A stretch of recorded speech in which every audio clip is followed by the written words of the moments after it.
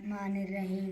حضور اقدس صلی اللہ علیہ وسلم کا ارشاد ہے کہ جب نماز کا وقت آتا ہے تو ایک فرشتہ اعلان کرتا ہے کہ اے آدم کی اولاد، اٹھو اور جہنم کی اس آگ کو جسے تم نے گناہوں کی بدولت اپنے اوپر جلانا شروع کر دیا ہے، بجھاؤ۔ چنانچہ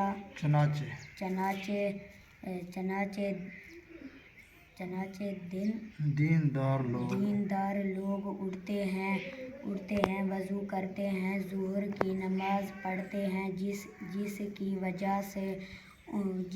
وجہ سے ان کے گناہوں کی صبح سے ظہر تک کی مغفرت کر دی جاتی ہے۔ اسی طرح پھر عصر کے وقت، پھر مغرب کے وقت پر، پھر عشاء کے وقت، غرض ہر نماز کے وقت یہی صورت ہوتی ہے۔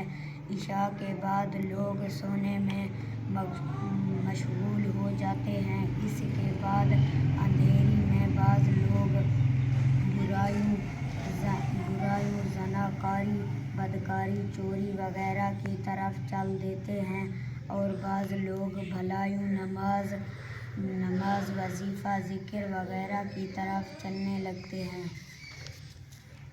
حضور صلی اللہ علیہ وسلم کا ارشاد ہے کہ حق تعالیٰ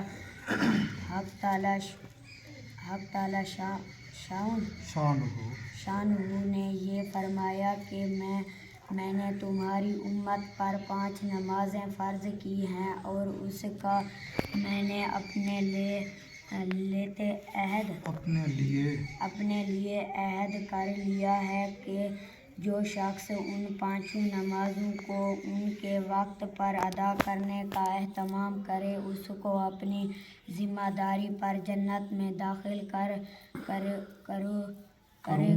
کروں گا، اور جو ان نمازوں کو اہتمام نہ کرے تو مجھ پر اس کی کوئی ذمہ داری نہیں۔